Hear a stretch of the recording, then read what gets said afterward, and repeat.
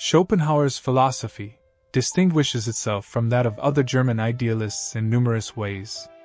One aspect likely to surprise viewers and readers acquainted with works by figures like Fichte or Hegel is the striking clarity and refinement of his writing. Schopenhauer deeply admired the literary craftsmanship of English and French authors, consciously striving to mirror their lucidity and elegance in his own work. He openly criticized contemporaries, such as Fichte and Hegel, for their dense, convoluted prose, accusing them of intentional obscurity. In the second edition of the Fourfold Root of the Principle of Sufficient Reason, he famously dismissed Hegel as a scribbler of nonsense, reflecting his disdain for what he saw as needless complexity in philosophical discourse. Schopenhauer was among the first 19th-century philosophers to resist that at its core, the universe is not a rational place, and also he was one of the first Western philosophers to engage deeply with Eastern thought, particularly Hinduism and Buddhism.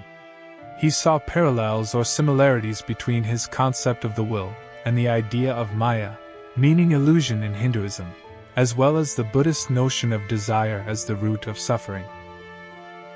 Inspired by Plato and Immanuel Kant, both of whom regarded the world as being more amenable to reason, Schopenhauer developed their philosophies into an instinct-recognizing and ultimately ascetic outlook, emphasizing that in the face of a world filled with endless strife, we ought to minimize our natural desires for the sake of achieving a more tranquil frame of mind and a disposition towards universal beneficence.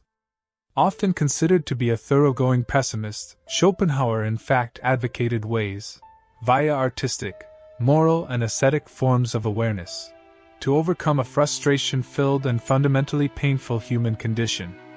His philosophy has had a special attraction for those who wonder about life's meaning, along with those engaged in music, literature, and the visual arts.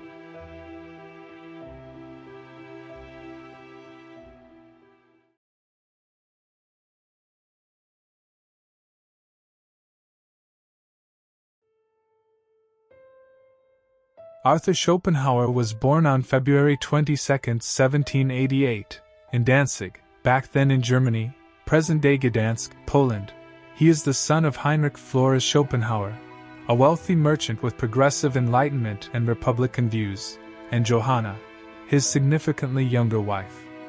When Schopenhauer was 5, the family relocated to Hamburg following Danzig's Prussian annexation, which conflicted with Heinrich's political ideals. Hoping his son would embrace a global mercantile career, Heinrich immersed Arthur in extensive travels during his youth. At age 9, Arthur spent 2 years living with a French family, mastering the language. Despite his father's ambitions, Arthur yearned for an academic path. Arthur's exposure to widespread poverty during the journey deeply influenced his later philosophical pessimism, marking a pivotal shift from his father's envisioned future. At age 17, his father passed away, believed to have died by suicide. The tragedy granted Arthur, his sister Adele, and their mother substantial inheritances. 2 years later, spurred by his mother's support, Schopenhauer abandoned the career path his father had intended for him and enrolled at a gymnasium, a prestigious secondary school, in Gotha. There, he distinguished himself as a remarkably gifted student, achieving fluency in Greek and Latin. However, his time at the school ended abruptly, when he was expelled for satirizing one of his teachers. Meanwhile, during this period, his mother Johanna, reportedly discontent in her marriage, embraced her independence by relocating to Weimar, where she immersed herself in the city's vibrant social and intellectual circles. She achieved considerable acclaim as both a writer and a hostess, with her salon emerging as a hub for Weimar's cultural elite. Johanna's influence profoundly shaped her son Arthur's trajectory. She facilitated his introduction to Johann Wolfgang von Goethe, which was one of the regular high-profile attendees, sparking a collaboration on color theory, and connected him with Orientalist scholar Friedrich Major, who ignited Arthur's enduring fascination with Eastern philosophy. Arthur Schopenhauer enrolled at the University of Göttingen in 1809, initially pursuing medical studies before his estrangement from his mother. By his third semester, however, he shifted his focus to philosophy, driven by his bleak outlook on existence, famously declaring, "Life is an unpleasant business. I have resolved to spend mine reflecting on it." Under the guidance of Gottlieb Ernst Schultz, a scholar renowned for his critical analysis of Kant's transcendental idealism, Schopenhauer immersed himself in the works of Immanuel Kant and Plato, thinkers who would profoundly shape his later philosophical ideas. In 1811, Schopenhauer enrolled at the University of Berlin, motivated chiefly by the opportunity to attend lectures by Johann Gottlieb Fichte, then renowned as the leading German philosopher of the era. He also participated in courses taught by Friedrich Schleiermacher, an esteemed scholar known for his expertise in translating and interpreting Plato's works.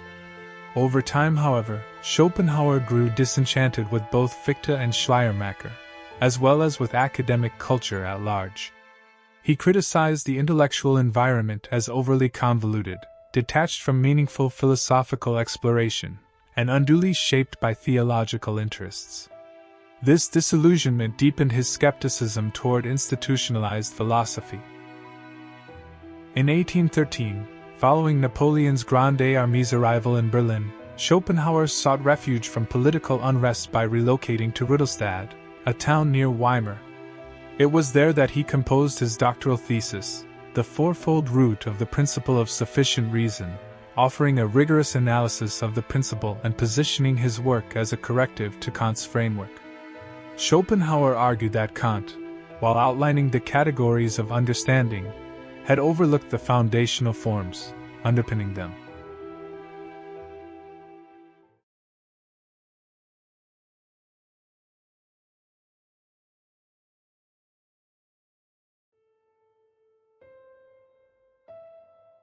In his 1813 doctoral thesis, The Fourfold Root of the Principle of Sufficient Reason, Arthur Schopenhauer explores a commonly observed inclination among philosophers, the assumption that the universe is fundamentally intelligible.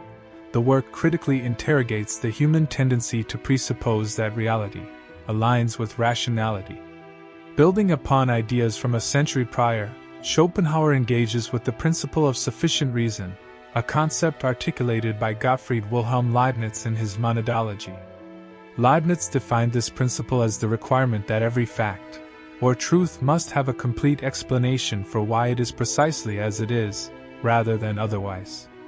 Schopenhauer's analysis dissects the implications and limitations of this foundational premise.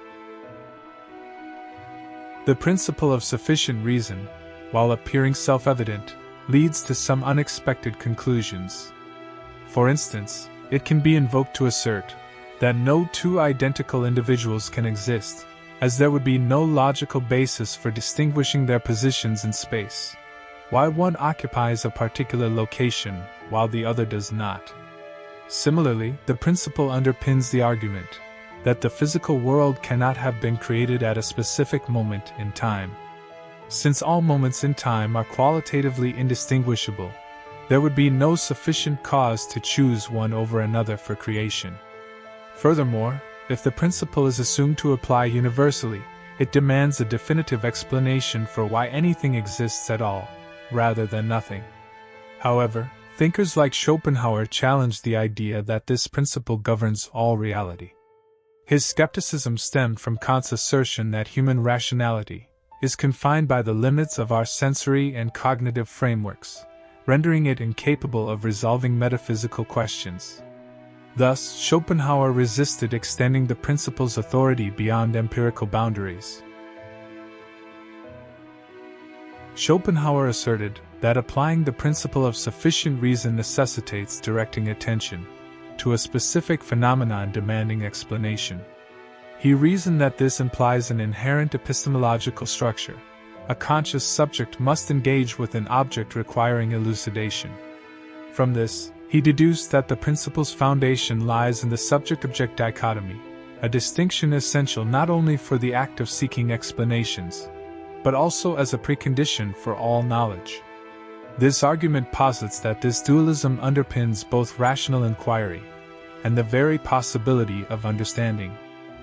Schopenhauer's assertion that the subject-object distinction forms the fundamental basis of human knowledge finds its roots in Kant's critique of pre-reason.